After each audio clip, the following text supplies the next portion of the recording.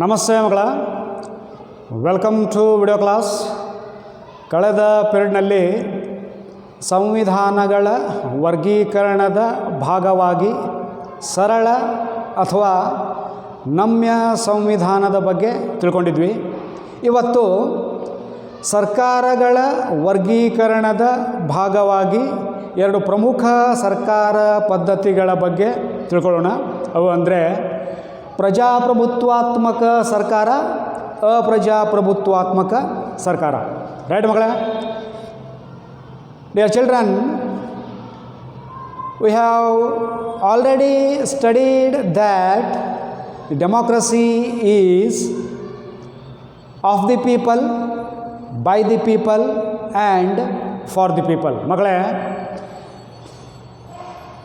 a great political scientist, scholar, the former president of United States Abraham Lincoln ಪ್ರಕಾರ ಪ್ರಜಾಪ್ರಭುತ್ವ ಎಂದರೆ ಜನರಿಂದ ಮತ್ತು ಜನರಿಗಾಗಿ ಇರುವಂಥ ಸರ್ಕಾರ. ಇಲ್ಲಿ ಬರ್ತಾನೆ ಮಕ್ಕಳು. Democracy of the people, by the people, for the people. ಅಂದರೆ ಆಫ್ ದಿ ಪೀಪಲ್ ಜನರ ಸರ್ಕಾರ, ಬೈ ದಿ ಪೀಪಲ್ ಜನರಿಂದ ಸರ್ಕಾರ, ಫಾರ್ ದಿ ಪೀಪಲ್ ಜನರಿಗಾಗಿ ಇರುವಂತಹ ಸರ್ಕಾರ. But the non democratic government is absolutely against the principles of democratic government. ಅಂದರೆ ಮಕ್ಕಳ, ವೆರಿ ಸಿಂಪಲ್. ಪ್ರಜಾಪ್ರಭುತ್ವವೆಂದರೆ ಡೆಮಾಕ್ರಸಿ ಆಫ್ ದಿ ಪೀಪಲ್. ಇಲ್ಲೇ ನಾನ್ ಡೆಮಾಕ್ರೆಟಿಕ್ ಗೌರ್ಮೆಂಟ್ನಲ್ಲೇ OFF off the people. OFF off ಅಂದರೆ ಸ್ಟಾಪ್ ಅಂದಂದೆ, ಸ್ಟಾಪ್ ಅಂತ ಅರ್ಥ. ಆಫ್ ಅಂದ್ರೇನು? ಬಂದ್ ಮಾಡುವಂಥ ಅರ್ಥ. ಸೊ ಇಲ್ಲಿ ಆಫ್ ದಿ ಪೀಪಲ್ ಅಂದರೆ ಜನರ ಸರ್ಕಾರ, ಇಲ್ಲಿ ಆಫ್ ದಿ ಪೀಪಲ್ ಜನರಿಗಾಗಿ ಏನೂ ಇಲ್ಲ ಅಂತ ಅರ್ಥ. ಡೆಮಾಕ್ರಸಿ ಬೈ ದಿ ಪೀಪಲ್, ಎಲ್ಲಿ? ಪ್ರಜಾಪ್ರಭುತ್ವದಲ್ಲಿ ಡೆಮಾಕ್ರಸಿ ಬೈ ದಿ ಪೀಪಲ್. ಇಲ್ಲಿ democracy by the people, BUY. BUY buy ಅಂದರೆ ಕೊಂಡುಕೊಳ್ಳು. ಅಂದರೆ ಅಪ್ರಜಾಪ್ರಭುತ್ವಾತ್ಮಕ ಸರ್ಕಾರವು ಜನರನ್ನು ಕೊಂಡುಕೊಳ್ಳುತ್ತದೆ. ಪ್ರಜಾಪ್ರಭುತ್ವದಲ್ಲಿ democracy for the people, FOR, democracy for the people. ಇಲ್ಲೇ FAR, ಫಾರ್. FAR ಫಾರ್ ಅಂದರೆ FAR ಫಾರ್ ಅಂದರೆ ದೂರ. So democracy of the people, by the people, for the people. ಎಲ್ಲಿ? ಪ್ರಜಾಪ್ರಭುತ್ವದಲ್ಲಿ. ಅಪ್ರಜಾಪ್ರಭುತ್ವದಲ್ಲಿ democracy OFF off the people, BUY buy the people, FAR far the people. ಅಂದರೆ ಅಪ್ರಜಾಪ್ರಭುತ್ವಾತ್ಮಕ ಸರ್ಕಾರದಲ್ಲಿ ಜನರಿಗೆ ಎಲ್ಲ ಸೌಕರ್ಯಗಳನ್ನು ಬಂದ್ ಮಾಡಲಾಗುತ್ತದೆ, ಸ್ಟಾಪ್ ಮಾಡಲಾಗುತ್ತದೆ. ಜನರನ್ನು ಕೊಂಡುಕೊಳ್ಳಲಾಗುತ್ತದೆ, ಹೆದರಿಸಿ ಅವರಿಗೆ ದುಡ್ಡಿನ ಆಮಿಷವನ್ನು ತೋರಿಸಿ. ಅಪ್ರಜಾಪ್ರಭುತ್ವಾತ್ಮಕ ಸರ್ಕಾರದಲ್ಲಿ ಜನರ ಸರ್ಕಾರದಿಂದ ದೂರ ಇರುತ್ತಾರೆ, ಫಾರ್ ದಿ ಪೀಪಲ್. ಸೊ ಇಲ್ಲಿ OF ಆಫ್, ಇಲ್ಲಿ OFF ಆಫ್.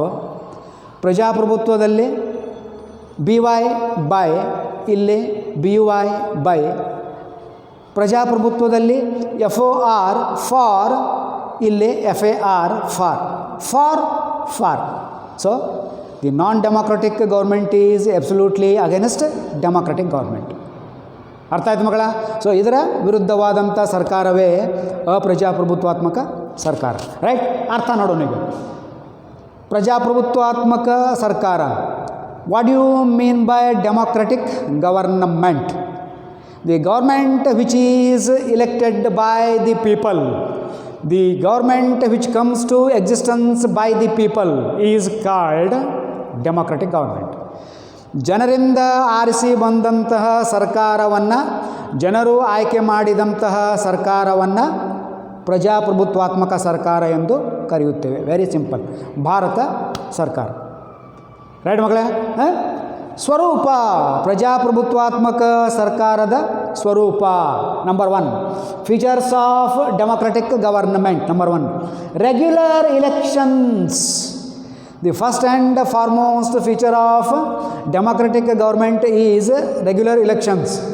ನಿರಂತರ ಚುನಾವಣೆಗಳು ನಡೆಯುತ್ತವೆ. ಯಾವುದೇ ಕಾರಣವನ್ನು ನೀಡಿ ಚುನಾವಣೆಗಳನ್ನು ಮುಂದೂಡಲು ಬರುವುದಿಲ್ಲ. ಚುನಾವಣೆ ಬೇಡ ಅನ್ನಲಿಕ್ಕೆ ಬರೋದಿಲ್ಲ. ಈ ಗ್ರಾಮ ಪಂಚಾಯತಿ ಇಲೆಕ್ಷನ್ ನೀವು ನೋಡ್ಬೋದು, ಹೋದ ವರ್ಷನೇ ನಡಿಬೇಕಾಗಿತ್ತು. ಈಗ ಮೊನ್ನೆ ಇಲೆಕ್ಷನ್ ಡಿಕ್ಲೇರ್ ಮಾಡಿದ್ದಾರೆ, ಈಗ ಇಲೆಕ್ಷನ್ ನಡೀತದೆ. So in a democratic system election will not be postponed or elections will not be stagnated. Stop ಮಾಡುವಂತಿಲ್ಲ, ನಿರಂತರವಾಗಿ ನಡೀತದೆ. ಸೊ ಚುನಾವಣೆ ಇದ್ದಲ್ಲಿ ಪ್ರಜಾಪ್ರಭುತ್ವ ಇರ್ತದೆ, ಪ್ರಜಾಪ್ರಭುತ್ವ ಇದ್ದಲ್ಲಿ ಚುನಾವಣೆ ಇರ್ತದೆ. ರೈಟ್ ಮಕ್ಕಳೇ? ಓಕೆ. ಕಾನ್ಸ್ಟಿಟ್ಯೂಷನ್. ಓಕೆ ಮಕ್ಕಳ, ಹಂಗಾರೆ ಪ್ರಜಾಪ್ರಭುತ್ವಾತ್ಮಕ ಸರ್ಕಾರದಲ್ಲಿ there is a system of regular elections. ನಿರಂತರ ಚುನಾವಣೆ ನಡೀತದೆ. ಚುನಾವಣೆಯನ್ನು ಚುನಾವಣಾ ಆಯೋಗ ನಡೆಸಬೇಕು. ಯಾರು ಮತವನ್ನು ನೀಡಬೇಕು? ವಯಸ್ಕರು ಮತವನ್ನು ನೀಡಬೇಕು. ವಯಸ್ಕ ಮತದಾನ ಪದ್ಧತಿಯನ್ನು ಜಾರಿಗೊಳಿಸಬೇಕು. ಸೊ ಚುನಾವಣೆ ಯಾವ ರೀತಿಯಾಗಿ ನಡೆಸಬೇಕು? ಸೊ ಎಲ್ಲ ನೀತಿ ರೀತಿ ಕಾಯ್ದೆ ಕಾನೂನುಗಳನ್ನು ಎಲ್ಲಿ ಬರೆದಿಡಬೇಕಾಗ್ತದೆ? ಸಂವಿಧಾನದಲ್ಲಿ. So automatically where there is a system of election there will be constitution. So ಚುನಾವಣೆಗಳ ಬಗ್ಗೆ ಬರೆದಿಡಬೇಕಲ್ಲ. ಮತದಾರರು ಯಾರು? 18 ವರ್ಷ ಮೇಲ್ಪಟ್ಟವರು, 20 ವರ್ಷ ಮೇಲ್ಪಟ್ಟವರು, ಮಹಿಳೆಯರು, ಪುರುಷರು, ಎಲ್ಲರೂ ನಿರ್ದಿಷ್ಟ ವಯಸ್ಸಿನ ಎಲ್ಲರೂ ಅಂದರೆ ಏನು? ವಯಸ್ಕ ಮತದಾನ, adult franchise. And what is adult franchise? That should be quoted in the constitution. So ಹಂಗಾರೆ ಮಕ್ಕಳ, ಚುನಾವಣೆಗಳಿಗೆ, ದೇಶಕ್ಕೆ, ಸರ್ಕಾರಕ್ಕೆ, ವ್ಯವಸ್ಥೆಗೆ ಸಂಬಂಧಪಟ್ಟಂತೆ ಏನು ಮಾಡಬೇಕಾಯ್ತು? ಬರೆದಿಡಬೇಕಾಯ್ತು. ಸೊ ಅಲ್ಲಿ ಏನಿರುತ್ತದೆ? ಸಂವಿಧಾನ ಇರುತ್ತದೆ. ರೈಟ್ ಮಗಳೇ? Next, it provides political education. ರಾಜಕೀಯ ಶಿಕ್ಷಣವನ್ನು ಕೊಡುತ್ತದೆ. By casting our vote we come to know about legislature, voting system, election commission, adult franchise, legislature, executive, voter, the composition of election commission, everything. ಅಂದರೆ ಮಕ್ಕಳೇ, ಚುನಾವಣೆಯಲ್ಲಿ ಮತವನ್ನು ಕೊಡುವುದು ಪ್ರಜಾಪ್ರಭುತ್ವ ಅಂದರೆ ಚುನಾವಣೆ ಇರ್ತದೆ. ಚುನಾವಣೆ ಅಂದರೆ ಮತವನ್ನು ಕೊಡ್ತೇವೆ. ಸೊ ನಾವು ಮತವನ್ನು ಕೊಡುವ ಮೂಲಕ ಶಾಸಕಾಂಗ, ವಯಸ್ಕ ಮತದಾನ ಪದ್ಧತಿ, ಚುನಾವಣಾ ಆಯೋಗ, ಶಾಸಕಾಂಗದ ರಚನೆ, ಚುನಾವಣಾ ಆಯೋಗದ ರಚನೆ, ಚುನಾವಣಾ ಆಯುಕ್ತರು, ಚುನಾವಣಾ ಪ್ರಕ್ರಿಯೆ, ಹಲವಾರು ರಾಜಕೀಯ ವಿಷಯಗಳ ಬಗ್ಗೆ ಜ್ಞಾನವನ್ನು ಪಡಿತೇವೆ ಮಗಳ. ಚುನಾವಣೆ ಇದ್ದರೆ, ಚುನಾವಣೆ ಇಲ್ಲ ಅಂದರೆ ಏನೂ ಇಲ್ಲ. ಎಲ್ಲ ವಿಷಯಗಳ ಬಗ್ಗೆ ತಿಳುವಳಿಕೆಯನ್ನು ಪಡೆಯುತ್ತೇವೆ. ರೈಟ್ ಮಗಳೇ? Next, peaceful change. The democratic system provides peaceful change in the country. ಅಂದರೆ ಮಗಳ, ಶಾಂತಿಯುತ ಬದಲಾವಣೆಯ ಮಾರ್ಗ. ಭಾರತದ ಪ್ರಧಾನಮಂತ್ರಿ ಸರಿಯಾಗಿ ಕೆಲಸವನ್ನು ಮಾಡುತ್ತಿಲ್ಲ. ಕರ್ನಾಟಕದ ಮುಖ್ಯಮಂತ್ರಿ is not working properly, is not administrating his office properly. ಅವರನ್ನು ಹಿಂಸೆಯ ಮೂಲಕ, ದಬ್ಬಾಳಿಕೆಯ ಮೂಲಕ, ಅನೈತಿಕ ಮಾರ್ಗದ ಮೂಲಕ ಅಧಿಕಾರದಿಂದ ತೆಗೆಯುವ ಅವಶ್ಯಕತೆ ಇಲ್ಲ. ಪ್ರಧಾನಮಂತ್ರಿಯು ಸರಿಯಾಗಿ ಕೆಲಸವನ್ನು ಮಾಡದಿದ್ದರೆ ಅವರ ವಿರುದ್ಧ ಅವಿಶ್ವಾಸ ನಿರ್ಣಯವನ್ನು ಮಂಡಿಸಬಹುದು. There is a procedure of no confidence motion ಮಂಡಿಸ್ಬೋದು. ಮುಖ್ಯಮಂತ್ರಿ ವಿರುದ್ಧವೂ ಮಂಡಿಸ್ಬೋದು. ಇಲ್ಲ ಆಗಲಿಲ್ಲ, ಮುಂದಿನ ಚುನಾವಣೆಯಲ್ಲಿ ಆ ಸರ್ಕಾರದ ವಿರುದ್ಧ ನಾವು ಮತವನ್ನು ಕೊಟ್ಟು ಬೇರೆ ಸರ್ಕಾರವನ್ನು ತರಬಹುದು. ಎಲ್ಲದಕ್ಕೂ ಮಕ್ಕಳೇ, ಸರ್ಕಾರಿ ಅಧಿಕಾರಿಗಳಿರ್ಬೋದು, ಯಾವುದೇ ಒಂದು ವ್ಯವಸ್ಥೆ ಇರ್ಬೋದು, ಸರ್ಕಾರ ಇರ್ಬೋದು, ಪ್ರಧಾನಮಂತ್ರಿ ಇರ್ಬೋದು, ಮುಖ್ಯಮಂತ್ರಿ ಇರ್ಬೋದು, ರಾಜ್ಯಪಾಲ ಇರ್ಬೋದು, ರಾಷ್ಟ್ರಪತಿ ಇರ್ಬೋದು, ಮಂತ್ರಿಗಳಿರ್ಬೋದು, ಎಲ್ಲರನ್ನ ಅಧಿಕಾರದಿಂದ ತೆಗೆಯಲು ಪ್ರಜಾಪ್ರಭುತ್ವಾತ್ಮಕ ಸರ್ಕಾರವು ಶಾಂತಿಯುತವಾದಂತಹ, ನೈತಿಕವಾದಂತಹ ಮಾರ್ಗವನ್ನು ನಮಗೆ ಕಲ್ಪಿಸಿ ಕೊಡುತ್ತದೆ. There is no necessity of aggression, there is no necessity of exploitation. Right ಮಗಳೇ? ವೈಲೆನ್ಸ್ ಮಾಡೋ ಅವಶ್ಯಕತೆ ಇಲ್ಲ. There is no necessity of violence. We can achieve our goal within non violent way, with the non violent way. ಅಹಿಂಸಾತ್ಮಕ ಮಾರ್ಗದ ಮೂಲಕ ಸಾಧಿಸ್ಬೋದು, ನಾವು ಅವ್ರನ್ನು ತೆಗಿಬೋದು. ರೈಟ್ ಮಗಳೇ? ಓಕೆ. ನೋ ಡಿಕ್ಟೇಟರ್ಶಿಪ್, ಸರ್ವಾಧಿಕಾರ ಇರುವುದಿಲ್ಲ. ಸರ್ಕಾರಗಳು ಚೇಂಜ್ ಆಕೋತಾ ಇರ್ತವೆ. ಈ ವರ್ಷ ಒಂದು ಸರ್ಕಾರ ಬಂತು, ಈ ಸಲ ಒಂದು ಸರ್ಕಾರ ಬಂತಪ್ಪ ಅಂದ್ರೆ ನೆಕ್ಸ್ಟ್ ಟರ್ಮ್ ಮತ್ತೊಂದು ಸರ್ಕಾರ ಬರ್ತದೆ. There is a change of governments. It is helpful for the people. ಈಗ ನೋಡಿರಿ, 2018ರಲ್ಲಿ ಕರ್ನಾಟಕ ವಿಧಾನಸಭಾ ಚುನಾವಣೆ ಆಗಿದೆ. 2023ಕ್ಕೆ ನೆಕ್ಸ್ಟ್ ಎಲೆಕ್ಷನ್ ಅದ. 2021, 22ಕ್ಕೆ ಕರ್ನಾಟಕ ಸರ್ಕಾರದಲ್ಲಿ ಮುಖ್ಯಮಂತ್ರಿ ಯಾರಾಗಿರ್ತಾರೋ ಅವರಿಗೆ, ಸದ್ಯಕ್ಕಂತೂ ಯಡಿಯೂರಪ್ಪ ಇದ್ದಾರೆ, ಮಾನ್ಯ ಯಡಿಯೂರಪ್ಪನವರು, ಅವರಿಗೆ ಭಾಳ ಕೆಲಸ ಇರ್ತದೆ. ಯಾಕಪ್ಪ ಅಂದ್ರೆ ನೆಕ್ಸ್ಟ್ ಎಲೆಕ್ಷನ್ ಬಂತು 2023ಕ್ಕೆ. ಎಲೆಕ್ಷನ್ದಲ್ಲಿ ಗೆಲ್ಲಬೇಕಪ್ಪ ಅಂದ್ರೆ ಒಳ್ಳೆ ಕೆಲಸ ಮಾಡಬೇಕು. ಸೊ ಅಂದರೆ ಚುನಾವಣೆಗಳು ಸರ್ಕಾರಗಳಿಗೆ ಎಚ್ಚರಿಕೆಯ ಗಂಟೆ ಇದ್ದಂತೆ. ಚುನಾವಣೆ ಇರುವುದರಿಂದಲೇ ಸರ್ಕಾರಗಳು ಜನರಿಗೆ ಹೆದರುತ್ತವೆ. ನಮ್ಮ ಮನೆಯಲ್ಲಿ ಅಧಿಕಾರದಿಂದ ತೆಗಿತಾರೋ ಅಂಥೇಳಿ ಒಳ್ಳೆಯ ಕೆಲಸವನ್ನು ಸರ್ಕಾರಗಳು ಮಾಡುತ್ತವೆ. ಒಬ್ಬನೇ ಇದ್ರೆ ಏನಿಲ್ಲ. ಹಿಟ್ಲರ್ಗೆ ಯಾರೂ ಹೇಳಿಲ್ಲ, ಯಾರೂ ಕೇಳಿಲ್ಲ. ಮುಸಲಿನಿಗೆ ಯಾರೂ ಹೇಳಿಲ್ಲ, ಯಾರೂ ಕೇಳಿಲ್ಲ. ಅವ್ರದ್ದೇ ದರ್ಪ ದೌರ್ಜನ್ಯ ಮಾಡ್ಕೋತಾ ಹೋದರು. But here there is no fear of dictatorship. ಸರ್ವಾಧಿಕಾರತ್ವ ಇಲ್ಲವೇ ಇಲ್ಲ. ನಮ್ಮನ್ನು ಕಿತ್ತೊಗೆಯಬಹುದೆಂಬ ಭಯ ಸರ್ಕಾರಕ್ಕೆ ಇದ್ದೇ ಇರುತ್ತದೆ. ಅರ್ಥ ಆಯ್ತು ಮಗಳ? ಓಕೆ. ಸೊ ಹಂಗಾರ ರೆಗ್ಯುಲರ್ ಎಲೆಕ್ಷನ್, ನಿರಂತರ ಚುನಾವಣೆ, ಸಂವಿಧಾನ ಇರುತ್ತದೆ, ರಾಜಕೀಯ ಶಿಕ್ಷಣ ನೀಡುತ್ತದೆ, ಶಾಂತಿಯುತ ಮಾರ್ಗ, ಸರ್ವಾಧಿಕಾರದ ಭಯ ಇಲ್ಲ. ಇದರ ಎಕ್ಸಾಕ್ಟ್ಲಿ ಅಪೋಸಿಟ್ ಇಲ್ಲಿ ಅಪ್ರಜಾಪ್ರಭುತ್ವಾತ್ಮಕ ಸರ್ಕಾರ. Right? Point number 1, fear and force. ಭಯ ಮತ್ತು ಬಲದ ಆಧಾರದ ಮೇಲೆ ಆಡಳಿತ ನಡೆಸುತ್ತದೆ. ಜನರಿಗೆ ಹೆದರಿಸೋದು. ಈ ಮಕ್ಕಳೇ, ಪೇಪರ್ನೊಳಗೆಲ್ಲ ನೀವು ಓದ್ತಿರ್ತೀರಿ, ಡಕಾಯಿತರು ದಾಳಿ ಮಾಡಿದ್ದಾರೆ. ಡಕಾಯಿತರು ಯಾವುದೇ ಮನೆಯನ್ನು ದಾಳಿ ಮಾಡಿದ್ರಪ್ಪ ಅಂದ್ರೆ ಆ ಮನೆಯವರಿಗೆ 4 ಏಟನ್ನು ಹೊಡಿತಾರೆ. ಹೆದರಿ ಎಲ್ಲ ಕೊಟ್ಬಿಡ್ಬೇಕು ಅವರಿಗೆ, ವಸ್ತುಗಳನ್ನೆಲ್ಲ. ಹಾಗೆ ದಯವಿಟ್ಟು ನೀವು ನಿಮ್ಮ ವಸ್ತುಗಳನ್ನು ನಮಗೆ ನೀಡಿರಿ, ನಿಮ್ಮ ಮಟೀರಿಯಲ್ಗಳನ್ನು ನಮಗೆ ನೀಡಿರಿ ಅಂತ ಕೇಳೋದಿಲ್ಲ ಅವರು. ಹೋಗಿ ದಾಳಿ ಮಾಡಿ ಚಾಕುನೋ ಅಥವಾ ಏನೋ ಕೈಯಲ್ಲಿದ್ದಂಥ ಮಾರಕ ಏನೋ ವಸ್ತುಗಳಿರ್ತಾವೆ, ಅವುಗಳಿಂದ ದಾಳಿ ಮಾಡಿ ಒಂದೆರಡು ಕೊಟ್ಟ ಮೇಲೆ ಮನೆಯವ್ರು ಏನಂತಾರೆ ಆವಾಗ, ದಯವಿಟ್ಟು ನಮ್ಮನ್ನು ಬಿಡ್ರಿ, ವಸ್ತುಗಳನ್ನು ಏನು ಬೇಕಾದರೂ ತೊಗೊಂಡವ್ರು ಅಂತಾರೆ. ಹಾಗೆ ಯಾರೋ ನಾನ್ ಡೆಮೊಕ್ರಾಟಿಕ್. ಭಯ ಮತ್ತು ಬಲ, ಜನರನ್ನು ಹೆದರಿಸಿ ಆಡಳಿತವನ್ನು ಮಾಡೋದು. ಯಾರಾದರೂ ವಿರುದ್ಧವಾಗಿ ಮಾತನಾಡಿದರೆ ಅವರನ್ನು ಅಂತ್ಯವಾಗಿಸುವುದು, ಬಲವನ್ನು ಉಪಯೋಗಿಸುವುದು. ಹಿಟ್ಲರಂದು ಎಷ್ಟು ದರ್ಪ ಇತ್ತಂದ್ರೆ ಮಕ್ಕಳೇ, ಆಗಿನ ಕಾಲಕ್ಕೆ ಎಲ್ಲಾದರೂ ನಾಟಕ ಗೀಟಕ ಅಥವಾ ಸಿನಿಮಾಕ್ಕೆ ಜನ ಹೋದರೆ ಹಿಟ್ಲರನ್ನು ಫೋಟೋ ತೋರಿಸ್ತಿದ್ರಂತ ಮೊದಲೇ. ಆ ಹಿಟ್ಲರನ್ನು ಫೋಟೋ ಬಂದು ಕೂಡ ಎಲ್ಲರೂ ಎದ್ದು ನಿಂತು ಸಲ್ಯೂಟ್ ಹೊಡಿಬೇಕು. ಹಿಟ್ಲರಲ್ಲಿ ಇರ್ತಿರಲಿಲ್ಲ, ಅವನ ಫೋಟೋಕ್ಕೆ ಸಲ್ಯೂಟ್ ಹೊಡಿಬೇಕು. ಅಂದ್ರೆ ಅಂಥ ಭಯ ಹಿಟ್ಲರಂದು. ಸೊ ಅಂಥ ಆಡಳಿತ ಅವ್ರು. ಯಾರ್ದು?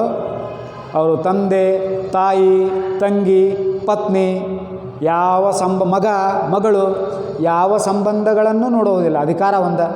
ಯಾರನ್ನೂ ಅವರು ತಮ್ಮ ವಿರುದ್ಧ ಇರುವಂಥ ಯಾರನ್ನೂ ಅವರು ಜೀವ ಸಹಿತ ಉಳಿಸೋದು. ಸೊ ಹಂಗಾರೆ the first and foremost feature of non democratic government is it administers the office of administration with fear and force. ಭಯ ಹುಟ್ಟಿಸೋದು, ಬಲ ಯೂಸ್ ಮಾಡೋದು. ದಿಲ್ಲಿಯೊಳಗೆ ಈಗ ರೈತರ ಚಳವಳಿ ನಡೆದದ. ಸರ್ಕಾರ ಅವರನ್ನು ಮಾತುಕತೆಗೆ ಕರೆದದ. ಮಾತುಕತೆ ಆಡೋಣಪ್ಪ, ಏನು ತಮ್ಮ ಸಮಸ್ಯೆ ಹೇಳ್ರಿ ಅಂತೇಳಿ. ಇದು ಎಲ್ಲಿ? ಪ್ರಜಾಪ್ರಭುತ್ವದಲ್ಲಿ. ಇಲ್ಲಿ ಹಂಗಿಲ್ಲ. ಹಂಗೇನಾರ ಸ್ಟ್ರೈಕ್ ಪ್ರಜಾಪ್ರಭುತ್ವದಲ್ಲಿ ಮಾಡಿದ್ರಪ್ಪ ಅಂದ್ರೆ ಗುಂಡು ಹೊಡೆದು ಕೊಂದು ಬಿಡ್ತಾನೆ ನಾವು. ಯಾರೋ ಆಡಳಿತ. ರೈಟ್ ಮಗಳ? Okay. Next, supremacy of the administrator. ಪ್ರಜಾಪ್ರಭುತ್ವದಲ್ಲಿ ಹೆಂಗಿರ್ತದಪ್ಪ ಅಂದ್ರೆ ಯಾರು ಸುಪ್ರೀಮಸಿ ಇರ್ತದೆ? ಯಾರು ಶ್ರೇಷ್ಠರು? ಸಂವಿಧಾನವೂ ಶ್ರೇಷ್ಠ, ನ್ಯಾಯಾಂಗವೂ ಶ್ರೇಷ್ಠ, ಶಾಸಕಾಂಗವೂ ಶ್ರೇಷ್ಠ. ಇಲ್ಲಿ ಆಡಳಿತಗಾರನೇ ಶ್ರೇಷ್ಠ. ಅವನೇ ಎಲ್ಲ, ಅವನ ಕೆಳಗ ಎಲ್ಲರೂ. ಸುಪ್ರೀಮಸಿ ಆಫ್ ದಿ ಅಡ್ಮಿನಿಸ್ಟ್ರೇಟರ್. ಆಡಳಿತಗಾರನೇ ಶ್ರೇಷ್ಠ, ಅವನ ಮೇರೆ ಯಾರೂ ಇಲ್ಲ. ರೈಟ್ ಮಗಳೇ. ನೆಕ್ಸ್ಟ್ ಪವರ್ ಸೆಂಟ್ರಲೈಸೇಷನ್, ಅಧಿಕಾರ ಕೇಂದ್ರೀಕರಣ. ಪ್ರಜಾಪ್ರಭುತ್ವದಲ್ಲಿ ಹೆಂಗಿರ್ತದೆ ಮಗಳ, ಎಲ್ಲವನ್ನ ಹಂಚಿಕೊಟ್ಟಿರ್ತಾರೆ. ಶಾಸಕಾಂಗ ದಿಸ್ ಈಸ್ ಯುವರ್ ವರ್ಕ್, ಕಾರ್ಯಾಂಗ this is your work, judiciary this is your work, UPSC this is your work. ಎಲ್ಲರ ಅಧಿಕಾರವನ್ನು ಹಂಚಿಕೊಟ್ಟಿರ್ತಾರೆ. ಶಾಸಕಾಂಗದ ಕೆಲಸ ಬೇರೆ, ಶಾಸಕಾಂಗ ಮಾಡ್ತದೆ. ಕಾರ್ಯಾಂಗದ ಬೇರೆ, ನ್ಯಾಯಾಂಗದ ಬೇರೆ, ಲೋಕಸೇವಾ ಆಯೋಗದ ಬೇರೆ, ಎಲ್ಲ ಹಿಂದುಳಿದ ವರ್ಗದ ಆಯೋಗದ ಬೇರೆ. ವಿಕೇಂದ್ರೀಕರಣ.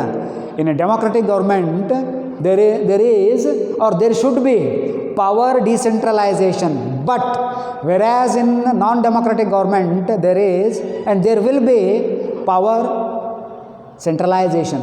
Power will be centralized, ಕೇಂದ್ರೀಕೃತ. ಯಾರಲ್ಲಿ ಕೇಂದ್ರೀಕೃತ? ಆಡಳಿತ ಮಾಡೋನಲ್ಲಿ. ರೈಟ್ ಮಗಳೇ. ಓಕೆ. ನೋ ಕಾನ್ಸ್ಟಿಟ್ಯೂಷನ್, ಸಂವಿಧಾನ ಅನ್ನೋದೇನೇ ಇಲ್ಲ. ಯಾರ ಮಾತೇ ಅಂತಿಮ? ಆಡಳಿತಗಾರನ ಮಾತೇ ಅಂತಿಮ. ಹಿಟ್ಲರ್, ಮುಸಲಿನಿ ಆಡಳಿತ ಏನು ಮಾಡ್ತಿದ್ರು ಅವ್ರು ಹೇಳಿದ್ದ ಫೈನಲ್. ರೈಟ್ ಮಗಳ. No constitution. ಸೊ ಚುನಾವಣೆ ಇಲ್ಲ, ಸಂವಿಧಾನ ಇಲ್ಲ, automatically the supremacy of the administrator leads to the existence of non constitutional aspects. ಸಂವಿಧಾನೇತರ ಅಂಶಗಳು, ಅಸಂವಿಧಾನಾತ್ಮಕವಾದ ಅಂಶಗಳು ಇಲ್ಲಿ ಇರುತ್ತವೆ. ಅಲ್ಲಿ ಸಂವಿಧಾನ. ರೈಟ್ ಮಕ್ಕಳೇ. ಕ್ವಿಕ್ ಡಿಸಿಷನ್ ಇದೆ ನೋಡ್ರಿ. ಇಷ್ಟೆಲ್ಲ ಪಾಯಿಂಟ್ಗಳನ್ನು ನೋಡಿದರೆ ಅಪ್ರಜಾಪ್ರಭುತ್ವಾತ್ಮಕ ಸರ್ಕಾರದ ಒಳ್ಳೆಯ ಅಂಶ ಅಂದರೆ ಕ್ವಿಕ್ ಡಿಸಿಷನ್. ಇಲ್ಲಿ ಹೆಂಗಪ್ಪ ಅಂದರೆ ಯಾವುದೇ ಒಂದು ಡಿಸಿಷನನ್ನು ತೊಗೋಬೇಕಪ್ಪ ಅಂದರೆ ಮಂತ್ರಿಗಳನ್ನು ಕೇಳಬೇಕು, ರಾಜಕೀಯ ಪಕ್ಷಗಳನ್ನು ಕೇಳಬೇಕು, ವಿರೋಧ ಪಕ್ಷಗಳನ್ನು ಕನ್ಸಲ್ಟ್ ಮಾಡಬೇಕು, ದೇಶದ ಜನರ ಹಿತವನ್ನು ಗಮನದಲ್ಲಿಟ್ಕೋಬೇಕು. ಬಟ್ ಇಲ್ಲೇನಿಲ್ಲ. ಆಡಳಿತಗಾರನೇ ಸುಪ್ರೀಮ್. ಏನೋ ಡಿಸಿಷನ್ ಮಾಡೋದಿತ್ತಪ್ಪ ಅಂದ್ರೆ ಹಿ ವಿಲ್ ಟೇಕ್ ಡಿಸಿಷನ್. ಯಾರೋ? ಆಡಳಿತಗಾರ. ಸೊ ಅಪ್ರಜಾಪ್ರಭುತ್ವಾತ್ಮಕ ಸರ್ಕಾರದಲ್ಲಿ ನಿರ್ಣಯಗಳು ಶೀಘ್ರವಾಗುತ್ತವೆ. ಅದನ್ನು ಬೇಕಾದ್ರೆ ನೀವು ಬರಿಬೋದು. ನಿರ್ಣಯಗಳಲ್ಲಿ ವಿಳಂಬ. ಎಲ್ಲಿ? ಪ್ರಜಾಪ್ರಭುತ್ವಾತ್ಮಕ. ಅವನು ಕೇಳಬೇಕು, ಇವನು ಕೇಳಬೇಕು, ಇವನು ಕೇಳಬೇಕು, ಇವನು ಕೇಳಬೇಕು, ಎಲ್ಲರನ್ನೂ ಕೇಳಬೇಕು. ರೈಟ್ ಮಕ್ಕಳ. ಸೊ ಪ್ರಜಾಪ್ರಭುತ್ವಾತ್ಮಕ, ಅಪ್ರಜಾಪ್ರಭುತ್ವಾತ್ಮಕ. ಸೊ ಪ್ರಜಾಪ್ರಭುತ್ವಾತ್ಮಕ ಸರ್ಕಾರದ ಅರ್ಥವನ್ನು ಹೇಳಿದೆ ತಮಗೆ ನಾನು. ಇನ್ನು ಅಪ್ರಜಾಪ್ರಭುತ್ವಾತ್ಮಕ ಸರ್ಕಾರ ಅಂದ್ರೇನು? ಸಂವಿಧಾನದ ಅಂಶಗಳಿಗೆ ವಿರುದ್ಧವಾಗಿ ಭಯ ಮತ್ತು ಬಲದ ಆಧಾರದ ಮೇಲೆ ಅಸ್ತಿತ್ವಕ್ಕೆ ಬಂದಂಥ ಸರ್ಕಾರವೇ ಅಪ್ರಜಾಪ್ರಭುತ್ವಾತ್ಮಕ ಸರ್ಕಾರ. The government are the administrator who comes to power without the consent of the people and without the sphere of the constitution rules and regulations. ಯಾವುದೇ ನೀತಿ ನಿಯಮ ಇಲ್ಲದೆ ಆಡಳಿತಕ್ಕೆ ಬಂದಂಥ ಸರ್ಕಾರವೇ ಅಪ್ರಜಾಪ್ರಭುತ್ವಾತ್ಮಕ. ಸಂವಿಧಾನ, ಚುನಾವಣೆ, ನಿಯಮಗಳ ಪ್ರಕಾರ ಜನರಿಂದ ಅಧಿಕಾರಕ್ಕೆ ಬಂದಂಥ ಸರ್ಕಾರವೇ ಪ್ರಜಾಪ್ರಭುತ್ವ ಸರ್ಕಾರ. ವೆರಿ ಸಿಂಪಲ್ ಮಕ್ಕಳು. ಅದನ್ನು ನೆನಪಿಟ್ಕೊಳ್ರಿ. Democracy of the people, by the people, for the people. ಇದು ಪ್ರಜಾಪ್ರಭುತ್ವಾತ್ಮಕ ಸರ್ಕಾರ. Of the people, by the people, for the people. ಅಪ್ರಜಾಪ್ರಭುತ್ವಾತ್ಮಕ ಸರ್ಕಾರ democracy, OFF off the people, BOI buy the people, FAR far the people. ಇದು ಜನರಿಗೆ ಏನೂ ಕೊಡುವುದಿಲ್ಲ, ಜನರನ್ನು ಕೊಂಡುಕೊಳ್ಳುತ್ತದೆ, ಜನರಿಂದ ದೂರ ಇರುತ್ತದೆ. ಸರಿಯಾಗಿ ಕೇಳ್ಕೊಳ್ರಿ ಮಕ್ಕಳ. ಕಾಲೇಜು ಸ್ಟಾರ್ಟ್ ಆದಮೇಲೆ ಇದನ್ನು ಮತ್ತೊಮ್ಮೆ ತಮಗೆ ಏನಾದರೂ ಕನ್ಫ್ಯೂಷನ್ಸ್ ಇದ್ದರೆ ಮತ್ತೊಮ್ಮೆ ಕ್ಲಿಯರ್ ಮಾಡ್ತೀನಿ. ರೈಟ್ ಮಕ್ಕಳೇ. Thank you.